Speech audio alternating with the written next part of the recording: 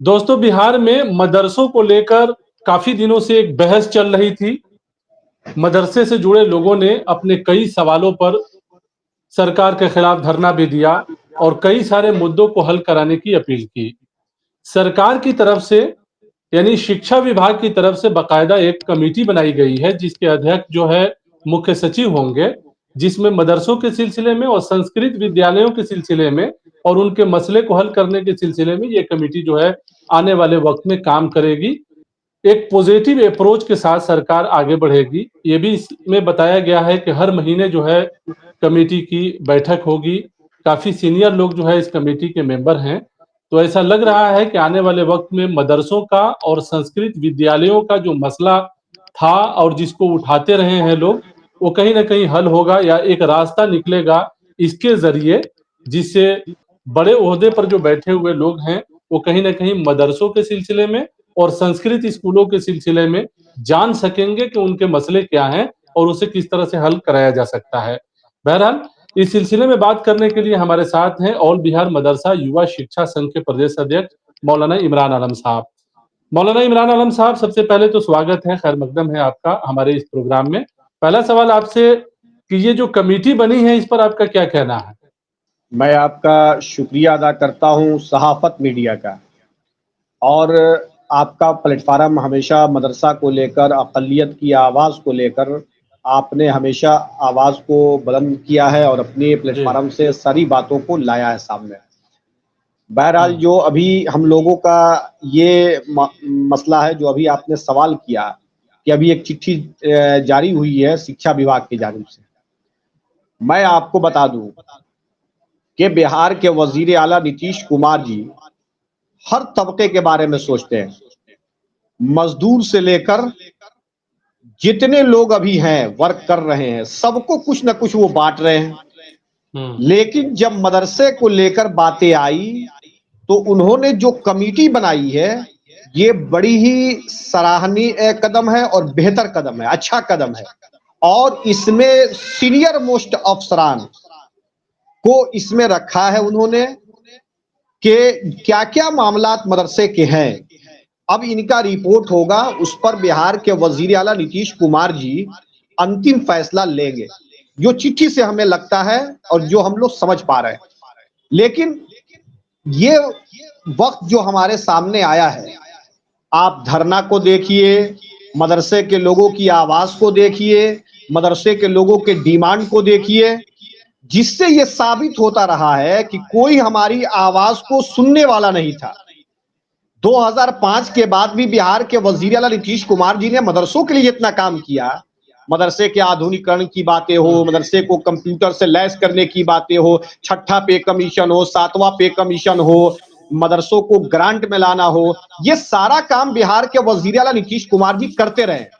लेकिन मदरसा बोर्ड का शताब्दी समारोह था, उसमें जब बिहार के वज़ीर आला नीतीश कुमार जी आए और उन्होंने अपनी बातों में कहा कि मैंने 5 से लेकर अब तक आपके लिए बहुत कुछ किया है, अब तक कर भी रहे हैं, दिया भी है, अगर कुछ बचा हो तो बताइएगा, उसे भी कर देंगे। अब जी। भिन्न-भिन्न मामले हैं, भिन्न-भिन्न वेतन के लेकर मामले हैं, वेतन का इनका कम, उनका ज़्यादा, मदरसों के हेड मौलवी का कम। कई सारे सवाल हैं, मदरसों के कई सारे सवाल हैं। हाफ़िज़ का मसला, साइंस टीचरों का मसला है, 1637 मदरसों का मसला है, 339 मदरसों का मसला है, यानी कि कई सारे मसले को लेकर मदरसे से जुड़े लोग आवाज़ उठा रहे हैं और अपने मसले को हल कराने की बात कर रहे हैं, सरकार से अपील कर रहे हैं, धरना दे रहे हैं, तमाम चीज़ें जो है हुई है, आपकी नज़र में है। अब जबकि ये समिति बन गई है शिक्षा विभाग की तरफ से, जिसकी जिसके अध्यक्ष जो है मुख्य सचिव हैं, सदस्य जो है, अगर हम लोग अगर बता सकें अपने व्यूअर्स को, देखने वालों को, तो देखिए कि आपके स्क्रीन पर ये चल रहा कि मुख्य सचिव होंगे इस समिति के अध्यक्ष, विकास आयुक्त जो है सदस्य होंगे, अपर मुख्य सचिव जो है सदस्य सचिव होंगे। यानी ये जो पूरा फ़हरिस्त आप जो देख रहे हैं, इस फ़हरिस्त में जो जो लोग भी इसमें हैं, वो काफ़ी सीनियर मोस्ट लोग हैं, आईएएस ऑफ़िसर हैं। तो ज़ाहिर है, ये कहा जा सकता है कि ये प्लेटफ़ॉर्म कहीं न कहीं मदरसे से जुड़े हुए लोगों को और संस्कृत विद्यालयों से जुड़े हुए लोगों का जो मसला है और वक़्त-वक़्त पर वो अपने मसले उठाते रहे हैं, तो कहीं न कहीं ये एक जो है मददगार प्लेटफ़ॉर्म साबित होगा, जहाँ से उनके मसले को सुना जाएगा, देखा जाएगा, एनालिसिस किया जाएगा और हल करने की कोशिश की जाएगी। जी, फरमाया जाए देखिए, इमरान साहब। बीच में जो बातें आती रही कि हमारी बातों हुँ, को कोई सुनता नहीं। आपके जी। चैनल के माध्यम से या पेपर के ज़रिए लोगों ने अपनी बातों को रखा। हर हाँ, तंज़ीम ने, हर जो है मदरसे से जुड़े लोग जो हैं, वो आवाज़ को उठाते रहे कि हमारी बातों को कोई सुनता नहीं। लेकिन मैं बिहार के वज़ीर आला नीतीश कुमार जी का मैं शुक्रिया अदा करूँगा। जो लोग ये कहते हैं कि अब वो बीमार हो चुके हैं, वैसा नहीं है। उन्होंने देखा कि अब बिहार के वज़ीर आला नीतीश कुमार जी ने जब देखा कि ये मदरसे के लोग इतना परेशान क्यों हैं, इतना काम मैंने किया है, तो बात ये समझ में आई कि अब बीच का जो हमारी खबर को जो पहुँचाने वाला था, वो नहीं था। तो उसको बिहार के वज़ीर आला नीतीश कुमार जी ने जो कमिटी बनाया है, मकसद ये है कि जितना भी लेकर आया होगा या डिमांड है, उन सारी चीज़ों पे समीक्षा होगी कि शिक्षकों का क्या मामला है और समीक्षा के बाद बिहार के वज़ीर आला नीतीश कुमार जी उस पर फैसला लेंगे, अंतिम फैसला, तो अंतिम एक मोहर वो रास्ता लगाएँगे। जो है, एक रास्ता हमवार होगा, इसे एक रास्ता बनेगा उनके समस्याओं को हल करने का। नहीं, नहीं, मदरसा रास्ता ही से नहीं, हमवार ही हुँ, नहीं होना है, बल्कि हुँ, इन शिक्षकों का मामला हल भी होगा। इसलिए कि मैं ऑल मदरसा युवा शिक्षक संघ की जानिब से हमेशा ये डिमांड भी रहा है हुँ, कि आईएसओ के हवाले मदरसों को लगाया जाए। जब आईएएस अफसरान चीज़ों को देखेंगे, तो हुँ, हमें लगता है कि जो काम आप 15-20 दिन में करते हैं, वो 2-4 घंटे में इसे निपटाने की शक्ति रखते हैं। इसलिए कि आईएएस जो होते हैं, उनके पास एक्सपीरियंस है, उनके पास सारी चीज़ों की नॉलेज होती है। थोड़ी बातों को आप समझाइएगा, ज़्यादा वो समझते हैं। तो अब ये समझ में आ रहा है कि मदरसों के लिए जो कमिटी बनाई गई, वेतन से संबंधित हो, इनकी समस्याओं से संबंधित जो भी हुँ, चीज़ें हुँ, होंगी, हुँ, वहाँ पे जब आप हुँ, लेटर लिखेंगे, तो हमें हुँ। लगता है कि बहुत जल्दी और आसानी से वो चीज़ों को समझेंगे भी और हल करेंगे। तो सवाल ये है कि जब समिति गठित की गई है, तो चूँकि आप मदरसों के जानकार हैं, समय-समय पर मदरसों के मसले को आप उठाते भी रहे हैं, तो क्या लगता है कि ये जो कमिटी बनी है, जो आज ही बनी है ये कमिटी, तो आने वाले वक़्त में जो है मदरसों के सिलसिले में पॉज़िटिव काम हो सकेगा, संस्कृत विद्यालयों के जो मसले हैं वो हल हो सकेंगे, मदरसों के जो अभी बुनियादी समस्याएँ हैं या जो प्रेज़ेंट में जो मसला उठ रहा है, इसको हल करने का कहीं न कहीं रास्ता हमवार होगा। बिहार के वज़ीर आला नीतीश कुमार जी हैं, तो सारी चीज़ें मुमकिन हैं। ये मदरसे के लोग भी जान रहे हैं और सारी चीज़ें पॉज़िटिव होंगी। ऐसा भी नहीं हुँ, है कि उसमें कोई आपको गलत होना है या कुछ गलत तरीके से उसमें निर्णय लिया जाएगा, ऐसा भी कुछ नहीं होगा। इसलिए कि ये जो सरकार है, वो न्याय वाली सरकार है और सबके सम्मान वाली सरकार है, बिहार के वज़ीर आला नीतीश कुमार जी की। और बिहार के वज़ीर आला नीतीश कुमार जी ने मदरसों के बारे में हमेशा सोचा है। अब इसमें जो बीच में जितना लेटर भी दिया गया हो, जिस तरीके से भी शिक्षकों ने लिखा, हमारा इंक्रीमेंट नहीं मिल रहा है, हमारे वेतन में ये कमी रह गई है, 1637 का मामला हो, साइंस टीचर के ताल्लुक से जब माननीय प्रधानमंत्री जी को मैंने लेटर लिखा, हमको तो लगता है कि 10 दिन में 2-4 बार अभी फोन भी आया है पीएमओ से कि इसमें समस्या क्या है, इन चीजों को समझाइए। तो मैंने हुँ, कहा कि साइंस टीचर का जो मसला है, साइंस टीचर को लेकर मैंने 6000 जब था तो इसी ऑल मदरसा युवा शिक्षक संघ ने देश के प्रधानमंत्री से कहा था कि आप कड़क प्रशासक हैं और आपने 6000 से इनका 12000 किया है और मैं आपसे गुजारिश करता हूं कि आप 12 से इसे 24 कर दें। लेकिन इस बीच में लेटर जारी हुआ 25 में ही कि इसको बिहार सरकार यानी बिहार राज्य के ये कोष में अब आ गया, यानी अब इसका भुगतान बिहार राज्य के जरिए होगा। सवाल ये उठता है कि जो लोग काम करने वाले हैं, वो आकर मार्केट में नहीं बोलते, उनको काम से मतलब है और बिहार के वजीर आला नीतीश कुमार जी हल्ला नहीं करते, पहले वो देते हैं। आप देखिए अभी 15-20 दिनों में जितनी घोषणाएं होती हैं, लेबर क्लास से लेकर ऊपर तक के लोगों को सबको उन्होंने कुछ न कुछ नवाजा है।